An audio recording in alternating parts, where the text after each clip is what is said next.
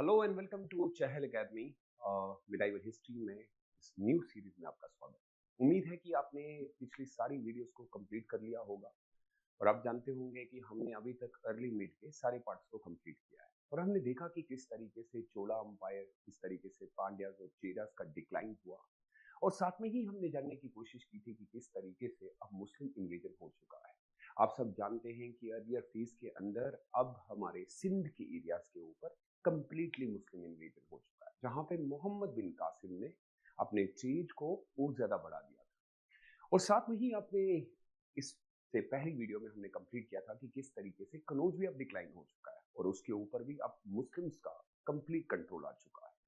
मैं उसी कनौज की बात करता हूं जहां हर्षा का कभी रूल हुआ करता था और कैसे राष्ट्रकूटा, गुर्जरा प्रतिहारास और पालास आपस में लड़ रहे थे।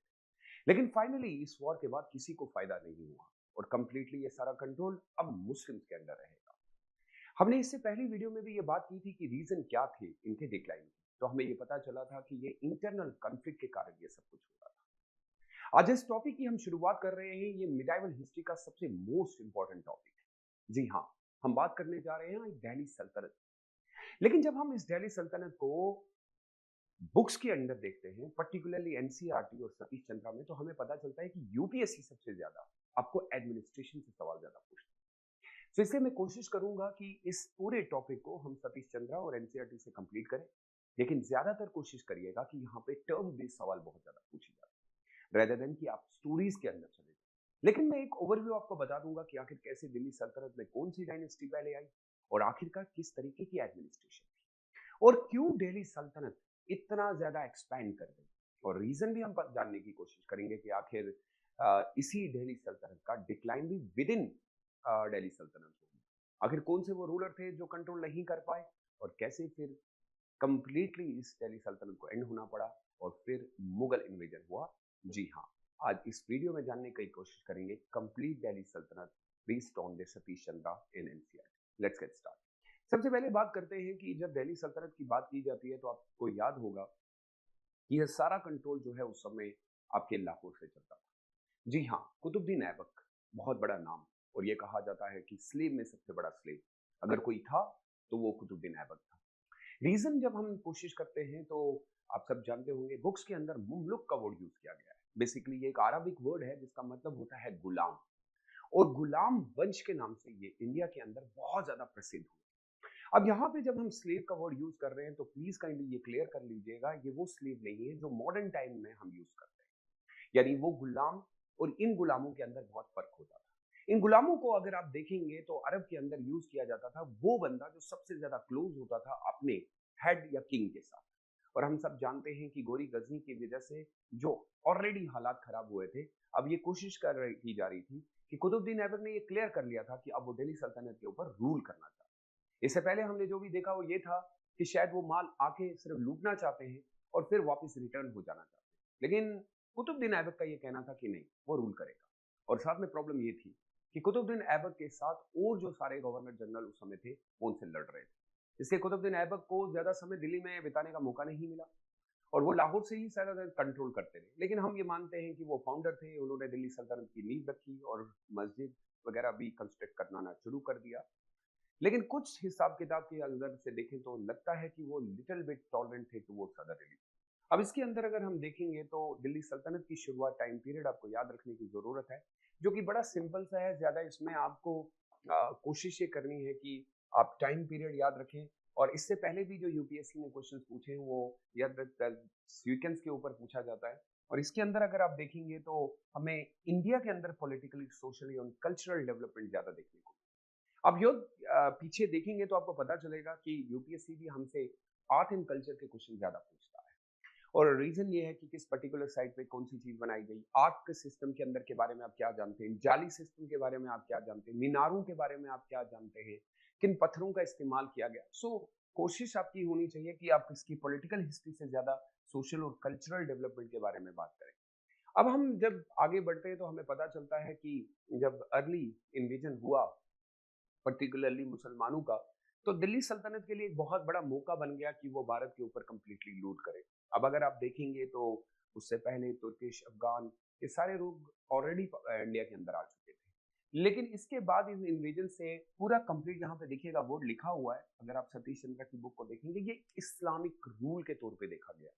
वैसे अगर आपको याद होगा तो हमने इससे पहले वीडियो में ये बात की थी, जो मोहम्मद बिन कासिम का पीरियड था वो इस्लामिक वर्ड को कम डिनोट करते हैं, क्योंकि उनका ये मानना है कि वो पर्टिकुलरली ट्रेड के लिए आए थे, क्योंकि सिंध के बाद उन्होंने कोई ज्यादा एक्सपेंशन भी नहीं किया। लेकिन इस दिल्ली सल्तनत को हम ये कह सकते हैं कि अब भारत के ऊपर पूरी तरीके से इस्लामिक रूल आ चुका था, और साथ में ही अब नई नई डायनेस्टीज बनना शुरू हुई। और सबसे पहली डायनेस्टी अगर आप देखेंगे तो बिगनिंग जो की गई है वो 1206 को की गई है कुतुबुद्दीन ऐबक के द्वारा, और जो गोरी का एक खास बंदा हुआ करता था। माना ऐसा जाता है कि गोरी ने अपने लास्ट समय में ये कहा था कि मैं कुतुबुद्दीन ऐबक को चाहता हूं कि वो दिल्ली को संभाले, लेकिन काफी सारी बुक्स में हमें ये पता चलता है कि कुतुबुद्दीन ऐबक ने अपने बाकी के जितने भी उनके साथ जनरल हुआ करते थे उन सबको हराया और फाइनली दिल्ली की गद्दी संभाली। इसमें एक और चीज भी नोट करने की जरूरत है कि चौहानों के साथ जो लड़ाई हुई उसमें माना ऐसा जाता है कि कुतुबुद्दीन ऐबक का बहुत बड़ा हाथ था। तो फाइनली ये डिसाइड किया गया कि अगर दिल्ली को इस समय कोई कंट्रोल कर सकता है तो वो ये कुतुबुद्दीन ऐबक है। इसके अलावा अगर आप देखेंगे तो भारत के अंदर 5 मेजर डायनेस्टीज बनी। अब ये 5 मेजर डायनेस्टी में सिंपल सा सवाल वो पूछता है कि पहले कौन सी आई, बाद में कौन सी आई। और आप सब जानते हैं कि दिल्ली सल्तनत में अगर सबसे बड़ा एक्सपेंशन किसी ने किया है वो खिलजी डायनेस्टी का है। तो हमारे पास 5 डायनेस्टी में सबसे पहले ममलुक डायनेस्टी रहेगी। इस डायनेस्टी को एस्टेब्लिश कुतुबुद्दीन ऐबक ने किया, लेकिन याद रखिएगा इस डायनेस्टी का रियल फाउंडर अगर कोई था वो था इल्तुतमिश। जी हाँ, सन इन लॉ कुतुबुद्दीन ऐबक का। और अगर हम बुक को थोड़ा सा और डीपली पढ़ने की कोशिश करें तो वो इल्बारी डायनेस्टी से बिलोंग करते हैं। लेकिन जब हम हिस्ट्री लिखते हैं तो हिस्टोरियंस किस पर्सपेक्टिव में लिखते हैं, वो ये मानते हैं कि ये एक ही लीनेज के। वैसे ये ट्राइब बड़े अलग अलग हुआ करते हैं। इल्बारी डायनेस्टी जब दिल्ली सल्तनत पे आई है तो काफी पॉलिटिकल, सोशल और इकोनॉमिक हमें चीजें अलग अलग देखने को मिली। कुतुबुद्दीन ऐबक के बेटे इस काबिल नहीं थे कि वो कंट्रोल कर पाते। फाइनली इल्तुतमिश को लगता है कि वो शायद बेटर, अच्छे, क्योंकि उससे पहले भी कुतुबुद्दीन ऐबक के अंडर ही वो गवर्नर भी रह चुके थे तो उनको जानकारी थी।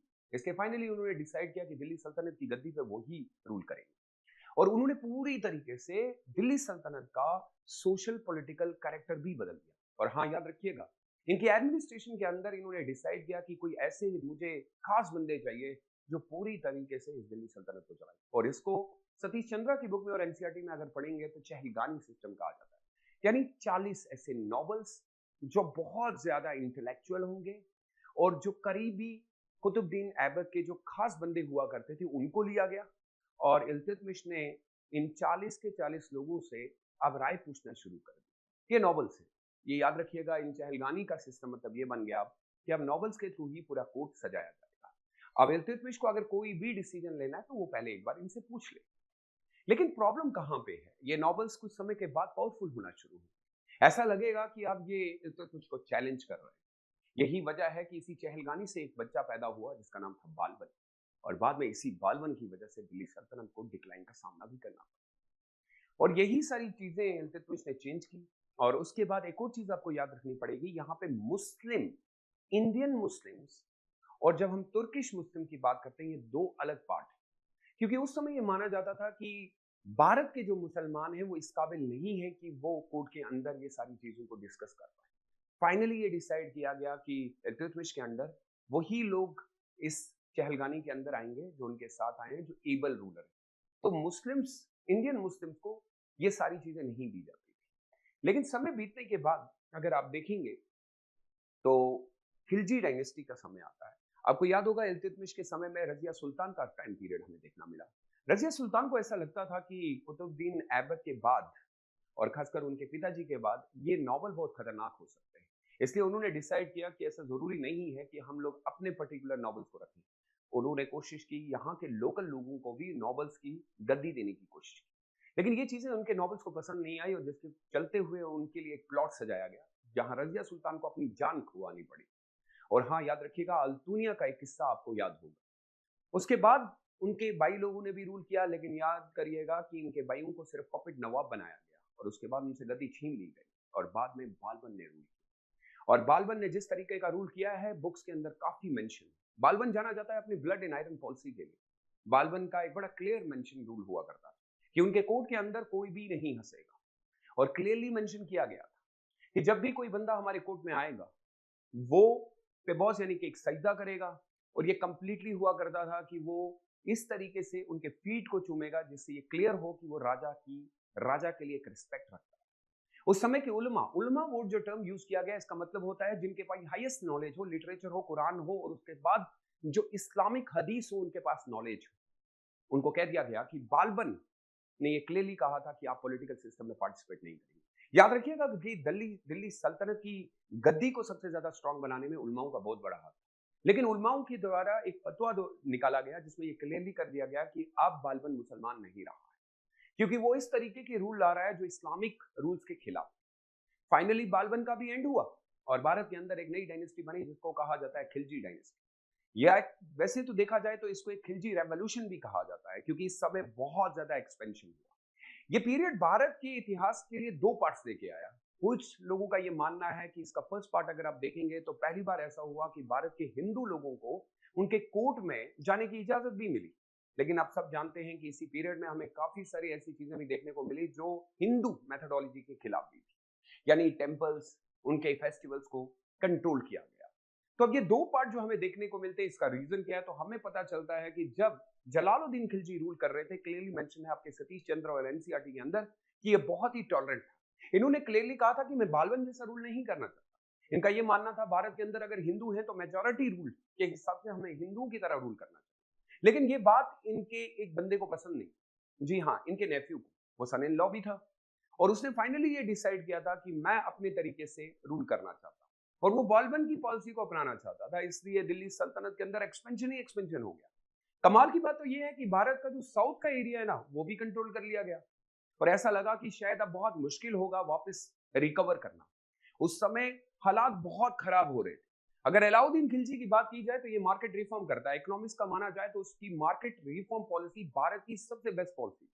इस समय ये मार्केट पॉलिसी के रूल से हिसाब से सब कुछ कंट्रोल कर रहा था, इसीलिए इसकी आर्मी बहुत ज्यादा स्ट्रांग बनी। भारत के अंदर जो भी माल लाया जाएगा उसकी रेट फिक्स करने के लिए भी इन्हीं से पूछा जाएगा। किसी भी बंदे को इजाजत नहीं होगी कि वो रेट को फ्लक्चुएट करे। दिन को डिसाइड किया जाता था, कोई भी रेडी वाला, दुकान वाला बिना लाइसेंस के दुकान नहीं चला सकता। और हाँ, एक और चीज जो कि बहुत ज्यादा स्ट्रांग रखेगी, अगर इंटरनेशनल मार्केट से कोई माल लाया जाता है, वो भी यही डिसाइड करेगा कि किस रेट पे बिकेगा। बाजारों को भी काम दिया गया, वो बाहर से माल लेके आएंगे। इससे हिस्टोरियंस ये मानते हैं कि वो इसलिए ये कर रहा था क्योंकि उसको मार्केट जब कंट्रोल हो जाएगा तो पैसा ज्यादा आएगा, जिसके चलते हुए आर्मी बहुत ज्यादा बना सकता है। अपार्ट फ्रॉम दैट, अगर आपको याद होगा तो स्लेव की भी मार्केट रखी गई, कौन से गुलाम किस रेट में बिकेंगे, घोड़े, ये सारी चीजों को वो खुद ही कंट्रोल करता था। उसके अलावा उसने बहुत ज्यादा गवर्नर्स भी रखे थे जिनको वो डे टू डे टाइम में अलग अलग एरियाज में भेजता था और अटैक करवाता था। इनके समय में राजपूतों से काफी सारी लड़ाई की और जीत भी हासिल, लेकिन समय आ गया कि जब बहुत ज्यादा आप किसी चीज के ऊपर पीछे पड़ जाते हैं तो डेफिनेटली आपको अपना ही कोई बंदा होता है जो एंड करवाता है। इसलिए खिलजी डायनेस्टी भी अब ज्यादा दिन नहीं चल पाएगी। कुछ इंटरनल कन्फ्लिक्ट के कारण ये डायनेस्टी भी कुछ ही समय के बाद एंड हो गई, लेकिन भारत के अंदर काफी सारा एरिया कैप्चर हो चुका था। अब एक ऐसे रूलर की जरूरत थी जो इसको कंसोलिडेट करता, लेकिन ऐसा नहीं हुआ। इसके बाद आपकी भारत के आने वाली जो डायनेस्टी थी वो है तुगलक डायनेस्टी। कंप्लीट सी बात एक ऐसी है कि तुगलक डायनेस्टी जिस समय में आई, भारत के ऊपर काफी सारा रूल किया जा रहा था, लेकिन गयाजुद्दीन तुगलक जो कि फ्यूडेटरी यानी कि काम करता था खिलजी डायनेस्टी के पास, सब कुछ लूज कर दिया। इसके बाद आता है पीरियड मोहम्मद बिन तुगलक का। मोहम्मद बिन तुगलक दिल्ली सल्तनत का सबसे पढ़ा लिखा बंदा, सबसे ज्यादा नॉलेजेबल, लेकिन ऐसी कुछ एक्सपेरिमेंट चलते हुए उसको ये सारी सल्तनत खोनी पड़ी। जी हाँ, उनका रोज ये हुआ करता था कि वो एक नया एक्सपेरिमेंट करते थे। आप जानते होंगे कि उन्होंने अपनी कैपिटल को शिफ्ट किया, दौलताबाद लेके गए, फिर बाद में उनको लगा कि नहीं, ऐसा मैंने क्यों किया। फिर उसके बाद इनके टोकन करेंसी के ऊपर एक नया सा कंसेप्ट आया कि मुझे करेंसी चेंज करनी पड़े। बाद में वो एक्सपेरिमेंट भी चेंज कर दिया। ये आर्मी बनाते थे कि मुझे अटैक करना है, फिर छोड़ देते थे। इसके चलते हुए भारत को बहुत ज्यादा लॉस हुआ, जो सबसे बड़ा लॉस था। लेकिन ऐसा कहा जाता है कि मोहम्मद बिन तुगलक के टाइम पे एग्रीकल्चर बहुत ज्यादा अच्छा हुआ। अगर आप बुक पढ़ेंगे तो कहा जाता है कि इसने बहुत ज्यादा पैसा एग्रीकल्चर पे लगाया और तकवियाई लोन दिया। ये लोन ऐसा दिया जाता था कि आप काम करेंगे, जो कृषि निकाली जाएगी उसके ऊपर ब्याज लगेगा। लेकिन लोगों ने पैसा तो लिया, जिस तरीके से किसान क्रेडिट कार्ड दिया जाता है, लेकिन बाद में वो लोन चुकाया ही नहीं। इसके चलते हुए मोहम्मद बिन तुगलक बहुत बुरे हालात में आ गया। और अब भारत के अंदर से एक जगह पे, अगर आपको याद होगा तो विजयनगर अंपायर, हरिहरा और बुक्का को भेजा गया, जहां पे उनको ये कहा गया कि आप नीचे वाले साउथ एरियाज को कंट्रोल करिए, क्योंकि उस समय खिराज खालिस्ता लैंड लगाई जाती थी, टैक्स बहुत ज्यादा लिए जा रहे थे। इसलिए फाइनली हरिहरा और बुक्का जो है वो साउथ में गए, और वहां पे उन लोगों को एहसास हुआ कि नहीं, अगर एक मुस्लिम डायनेस्टी रूल कर रही है तो एक हिंदू रूलर्स भी होने चाहिए। इसलिए विजयनगर अंपायर तो बंद्रा रिवर के ऊपर बना दिया गया, और फाइनली मोहम्मद बिन तुगलक के लिए साउथ के रास्ते बिल्कुल बंद कर दिए गए। इसी समय मोहम्मद बिन तुगलक के टाइम पे ही एक और नई डायनेस्टी बनी, जिसको हम कहते हैं डेक्कन सल्तनत। ये प्योरली शिया कम्युनिटी बेस्ड थी, जिसके चलते हुए शियाओं के बीच में और सुन्नियों के बीच में लड़ाई हुई। जरा मैं आपको क्लियर कर देता हूं मुस्लिम्स के दो सेक्ट, शिया और सुन्नी। सिंपल सा आपको याद रखना है, क्योंकि एनसीईआरटी के अंदर मेंशन किया है, मुस्लिम्स यानी कि सुन्नी वो लोग होते हैं जो अपने खलीफा यानी कि क्रोनोलॉजी के हिसाब से 4 खलीफाओं को मानते हैं। उनके मुताबिक अबू बकर जो है वो फर्स्ट खलीफा है, और वहीं पे शिया लोग ये मानते हैं कि अली डिजर्व करते थे कि उनको पहला खलीफा बनाया जाए। इसके चलते हुए जब ये डिवीजन हुआ तो मोहम्मद बिन तुगलक ने बहामन शाह को दिल्ली सल्तनत से डेक्कन की ओर भेजा, और फाइनली उन्होंने कहा कि अब से हम भी इंडिपेंडेंट हैं। यानी जब मोहम्मद बिन तुगलक रूल कर रहे थे तो भारत के अंदर 3 अलग अलग एक किंगडम्स बन गए। मदुरई के अंदर भी किंगडम बना, बट वो छोटा था। बट आप ये जान सकते हैं कि विजयनगर अंपायर और बहामी किंगडम, अब इनके बीच में लड़ाई हुई। मोहम्मद बिन तुगलक इस दुनिया से चले गए। उसके बाद फिरोज शाह तुगलक आए। हालात बहुत ज्यादा खराब थे, टैक्सेस के बिना और कोई काम नहीं किया जा सकता था, काफी सारे टैक्स लगाए। ये टैक्स अगर याद होगा तो मुसलमानों के ऊपर ज़कात लगाया गया, ये सिर्फ और सिर्फ मुसलमान देंगे। वहीं पे हिंदू के ऊपर आपको जजिया सिस्टम इंपोज करना पड़ा। कहा जाता है कि इनके समय के अंदर काफी सारा आर्ट एंड कल्चर डेवलपमेंट भी हुआ, लेकिन ये ज्यादातर टॉलरेंट नहीं थे टुवर्ड्स अदर रिलीजन, तो इनको भी अपनी सल्तनत खोनी पड़ी, क्योंकि इनके पास कोई और वे नहीं था, क्योंकि उस समय ऑलरेडी दिल्ली सल्तनत बहुत श्रिंक कर चुका था। फिरोज शाह तुगलक को अपनी फिर से गद्दी खोनी पड़ी, और फिर से एक बार भारत की दिल्ली सल्तनत के ऊपर एक नई डायनेस्टी, जिस डायनेस्टी के बारे में हम बात करेंगे अगली वीडियो में। आपको जुड़ना पड़ेगा। Hope you have enjoyed. Thank you so much. Stay safe and stay blessed. Bye bye.